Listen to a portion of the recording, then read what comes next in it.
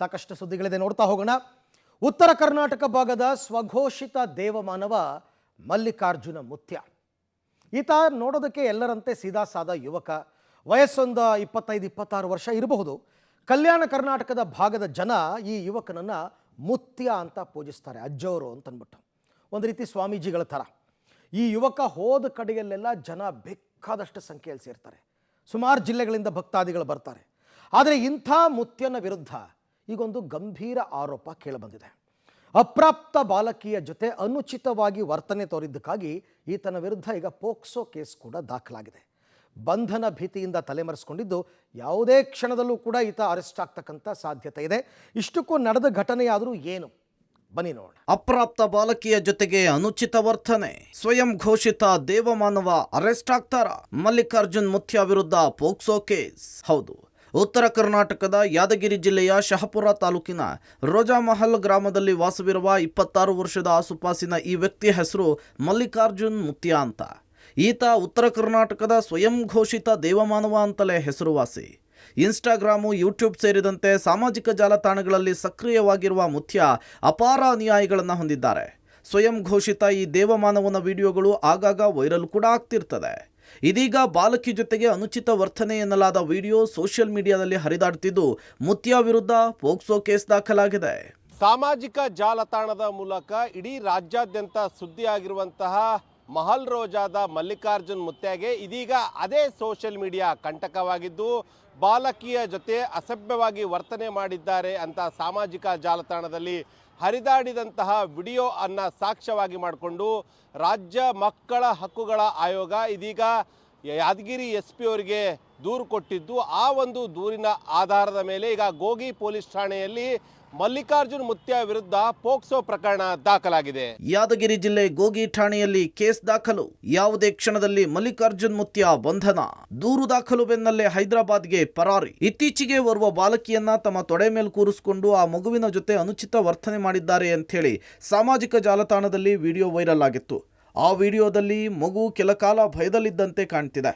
ಹೀಗಾಗಿ ಮಲ್ಲಿಕಾರ್ಜುನ್ ಮುತ್ಯ ವಿರುದ್ಧ ಕ್ರಮ ಜರುಗಿಸಬೇಕು ಅಂಥೇಳಿ ಸಾಮಾಜಿಕ ಜಾಲತಾಣದಲ್ಲಿ ಹಲವರು ಆಕ್ರೋಶ ವ್ಯಕ್ತಪಡಿಸಿದ್ದಾರೆ.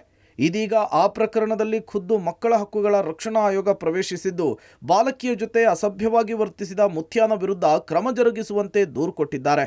ಹೀಗಾಗಿ ಯಾವುದೇ ಕ್ಷಣದಲ್ಲಿ ಬೇಕಾದರೂ ಮುತ್ಯ ಬಂಧನವಾಗುವ ಸಾಧ್ಯತೆ ಇದೆ. ದೂರು ದಾಖಲಾದ ಬೆನ್ನಲ್ಲೇ ಮುತ್ಯ ಪರಾರಿಯಾಗಿದ್ದು ಹೈದರಾಬಾದ್ನಲ್ಲಿರೋ ಶಂಕೆ ವ್ಯಕ್ತವಾಗಿದೆ. ವಿಚಾರಣೆಗೆ ಹಾಜರಾಗಲು ಪೊಲೀಸರ ನೋಟಿಸ್. ಮಹಲ್ ರೋಜಾದಲ್ಲಿ ಪಂಚನಾಮೆ ಸಾಧ್ಯತೆ. ಮಲ್ಲಿಕಾರ್ಜುನ್ ಮುತ್ಯ ಜಾಲತಾಣದ ಮೇಲೆ ಪೊಲೀಸರ ಕಣ್ಣು. ಇನ್ನು ಮಹಲ್ ರೋಜಾ ಮಠಕ್ಕೂ ಸಹ ಪೊಲೀಸರು ಭೇಟಿ ಕೊಟ್ಟಿದ್ದು, ಮಲ್ಲಿಕಾರ್ಜುನ್ ಮುತ್ಯ ಆ ಸಮಯದಲ್ಲಿ ಮಠದಲ್ಲಿ ಇರದ ಕಾರಣ ಕುಟುಂಬ ಸದಸ್ಯರಿಗೆ ಮಾಹಿತಿ ಕೊಟ್ಟು ಬಂದಿದ್ದಾರೆ. ಮಲ್ಲಿಕಾರ್ಜುನ್ ಮುತ್ಯ ಬಂದ ಕೂಡಲೇ ಶಹಪುರ ಪೊಲೀಸ್ ಠಾಣೆಗೆ ಬಂದು ಹಾಜರಾಗುವಂತೆ ಸೂಚಿಸಿದ್ದಾರೆ. ಮತ್ತೊಂದು ಕಡೆ ಇವತ್ತು ಪೊಲೀಸರು ಮಹಲ್ ರೋಜಾದಲ್ಲಿ ಪಂಚನಾಮೆ ಕೂಡ ಮಾಡಿದ್ದಾರೆ. ಈ ನಡುವೆ ಮಲ್ಲಿಕಾರ್ಜುನ್ ಮುತ್ಯ ಜಾಲತಾಣದ ಮೇಲೆ ಪೊಲೀಸರು ಹದ್ದಿನ ಕಣ್ಣಿಟ್ಟಿದ್ದಾರೆ. ಅಪ್ರಾಪ್ತೆಯ ಮುಖವನ್ನ ಬ್ಲರ್ ಮಾಡದೆ ವಿಡಿಯೋ ಅಪ್ಲೋಡ್ ಮಾಡಿದವರಿಗೂ ಸಂಕಷ್ಟ ಎದುರಾಗಲಿದೆ. ಜಾಲತಾಣದಲ್ಲಿ ವಿಡಿಯೋ ಹಂಚಿಕೊಂಡವರ ಮೇಲೂ ಸಹ ಪೋಕ್ಸೋ ಕೇಸ್ ದಾಖಲಾಗುವ ಸಾಧ್ಯತೆ ಇದೆ. ಪೋಷಕರ ಹೇಳಿಕೆಯನ್ನು ದಾಖಲಿಸಲು ಪೊಲೀಸರು ಸಿದ್ಧತೆ ಮಾಡಿಕೊಂಡಿದ್ದು, ಇನ್ಸ್ಟಾಗ್ರಾಂನಲ್ಲಿ ಹೆಚ್ಚಿನ ಸಂಖ್ಯೆಯಲ್ಲಿ ಲೈಕ್ ಸಿಗುತ್ತೆ ಅಂತ ಹೇಳಿ ವಿಡಿಯೋ ಅಪ್ಲೋಡ್ ಮಾಡಿದ್ರಂತೆ. ಬಾಲಕಿಯ ಜೊತೆ ಅಸಭ್ಯವಾಗಿ ವರ್ತನೆ ಮಾಡಿದ್ದಾರೆ ಅಂತ ಮಲ್ಲಿಕಾರ್ಜುನ್ ಮುತ್ಯ ಮೇಲೆ ಕೇಸ್ ಆದರೆ, ಆ ಒಂದು ವಿಡಿಯೋವನ್ನು ಇಟ್ಕೊಂಡು ಬಾಲಕಿಯ ಮುಖ ಬ್ಲರ್ ಮಾಡದೆ ಸಾಮಾಜಿಕ ಜಾಲತಾಣದಲ್ಲಿ ಆ ಒಂದು ವಿಡಿಯೋ ಶೇರ್ ಮಾಡಿದಂತಹ ಯಾರೆಲ್ಲ ಪೇಜ್ ಅಡ್ಮಿನ್ಗಳಿದ್ದಾರೆ, ಅದೇ ರೀತಿಯಾಗಿ ಯಾರೆಲ್ಲ ಫೇಸ್ಬುಕ್, ವಾಟ್ಸಪ್, ಇನ್ಸ್ಟಾಗ್ರಾಮ್ಗಳಲ್ಲಿ ಆ ವಿಡಿಯೋಗಳನ್ನು ಅಪ್ಲೋಡ್ ಮಾಡಿದ್ದಾರೆ, ಫೋಟೋಗಳನ್ನು ಅಪ್ಲೋಡ್ ಮಾಡಿದ್ದಾರೆ, ಅವರ ಮೇಲೂ ಕೂಡ ಪೋಕ್ಸೋ ಪ್ರಕರಣ ದಾಖಲಿಸಲು ಈಗ ಖಾಕಿ ಪಡೆ ಸಜ್ಜಾಗಿದೆ. ಮಲ್ಲಿಕಾರ್ಜುನ್ ಮುತ್ಯ ಯಾವುದೇ ತಪ್ಪು ಮಾಡಿಲ್ಲ, ಕೆಟ್ಟ ಹೆಸರು ತರುವ ದುರುದ್ದೇಶದಿಂದ ಹೀಗೆ ಮಾಡಿದ್ದಾರೆ. ಪಬ್ಲಿಕ್ ಟಿವಿಗೆ ಮುತ್ಯ ಸಹೋದರ ಎಕ್ಸ್ಕ್ಲೂಸಿವ್ ಮಾತು. ಮಲ್ಲಿಕಾರ್ಜುನ್ ಮುತ್ಯ ವಿರುದ್ಧ ಪೋಕ್ಸೋ ಕೇಸ್ ದಾಖಲಾಗಿರುವ ಸಂಬಂಧ ಮಲ್ಲಿಕಾರ್ಜುನ್ ಮುತ್ಯ ಸಹೋದರ ಪರಶುರಾಮ್ ಮುತ್ಯ ಪಬ್ಲಿಕ್ ಟಿವಿಗೆ ಪ್ರತಿಕ್ರಿಯೆ ಕೊಟ್ಟಿದ್ದಾರೆ. ಭಕ್ತರಿಗೆ ಮುತ್ಯ ಮಗುವಿನಂತೆ ಮಮತೆ ತೋರಿದ್ದಾರೆ.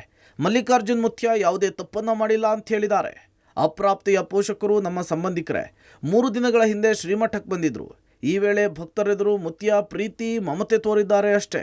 ಯಮನೂರಪ್ಪ ಮುತ್ಯ ಮಠದಿಂದ ಮಲ್ಲಿಕಾರ್ಜುನ್ ಮುತ್ಯ ನೇತೃತ್ವದಲ್ಲಿ ಧಾರ್ಮಿಕ ಸಾಮಾಜಿಕ ಸೇವಾ ಕಾರ್ಯ ನಡೀತಾ ಬಂದಿದೆ. ದುರುದ್ದೇಶದಿಂದ ಈ ತರಹದ ಕೆಟ್ಟ ಹೆಸರು ತರುವ ಕಾರ್ಯ ಮಾಡಿದ್ದಾರೆ ಅಂತ ಹೇಳಿದ್ದಾರೆ. ಈ ಬಗ್ಗೆ ಕಾನೂನು ಹೋರಾಟ ಮಾಡ್ತೇವೆ ಅಂತ ಹೇಳಿದರು. ಎಲ್ಲರೂ ಬಂದು ಭಕ್ತಾದಿಗಳು ಒಂದು ಸೆಲ್ಫಿ ಹೊಡ್ಕೋದಾಗಲಿ, ಒಂದು ವೀಡಿಯೋ ಹೊಡ್ಕೋದ ವೀಡಿಯೋ ಮಾಡೋದಾಗಲಿ ಎಲ್ಲರೂ ಸೋಷಿಯಲ್ ಮೀಡ್ಯಾದಲ್ಲಿ ಬಿಡ್ತಿದ್ರು. ಅದು ಇಳಿತನಾದ್ರೆ ಯಾವುದೇ ಥರ ಪ್ರೂಫೇ ಆಗಿಲ್ಲ. ಇದು ಒಂದು ಅವರು ಒಂದು ತಂದೆ ತಾಯಿ ವೀಡಿಯೋ ಮಾಡಿ ತಮ್ಮ ಸೋಷಿಯಲ್ ಮೀಡ್ಯಾದಲ್ಲಿ ಬಿಟ್ಟಿದ್ದು ಒಂದು ಪ್ರೂಫೇ ಆಗಿಸಿಂದು ಬೇರೆ ಥರನೇ ಬೇರೆ ಆ್ಯಂಗಲ್ದಾಗೆ ಹೋಗ್ಯದ. ಅದಕ್ಕೇನು ಸಂಬಂಧ ಇಲ್ಲ. ಈಗ ಬರ್ತಕ್ಕಂಥ ಜನರಿಗೆ ಒಂದು ಒಳ್ಳೆ ಸಂದೇಶನೇ ಅದ. ಇಲ್ಲಿ ತನಕ ಬರ್ತಕ್ಕಂಥ ಭಕ್ತರಿಗೆ ಒಳ್ಳೆ ಮಮತೆ ಪ್ರೀತಿಲಿಂದ ಎಲ್ಲನೂ ಕಾಣ್ತಾರೆ. ಮತ್ತು ಅವರು ತಂದೆ ತಾಯಿ ಒಂದು ಅಕ್ಕ ತಂಗಿ ಅನ್ನೋ ಒಂದು ಭಾವನೆ ಭಾಳ ಅದ ಅವ್ರ ಹತ್ರ. ನಾವು ಕಾನೂನಕ್ಕೆ ತಲೆ ಬಾಗ್ತೀವಿ ಸರ್. ಕಾನೂನು ಪ್ರಕಾರ ಏನು ಪರಿಶೀಲನೆ ಮಾಡ್ತಾರೆ ಮಾಡ್ಲಕ್ಕ. ಒಟ್ನಲ್ಲಿ ಇಷ್ಟು ದಿನ ಕಾರು ಜೀಪು ಕುದುರೆ ಏರಿ ಫೇಮಸ್ ಆಗಿದ್ದ ಮಲ್ಲಿಕಾರ್ಜುನ್ ಮುತ್ಯಾಗೆ ಇದೀಗ ಸಂಕಷ್ಟ ಎದುರಾಗಿದೆ. ಖುದ್ದು ವಿಚಾರಣೆಗೆ ಮುತ್ಯ ಹಾಜರಾಗ್ತಾರಾ ಅಥವಾ ಪೊಲೀಸರೇ ಅರೆಸ್ಟ್ ಮಾಡ್ತಾರಾ ಅನ್ನೋದನ್ನ ಕಾದ್ ನೋಡ್ಬೇಕಿದೆ. Praveen Reddy, public TV, Yadgir.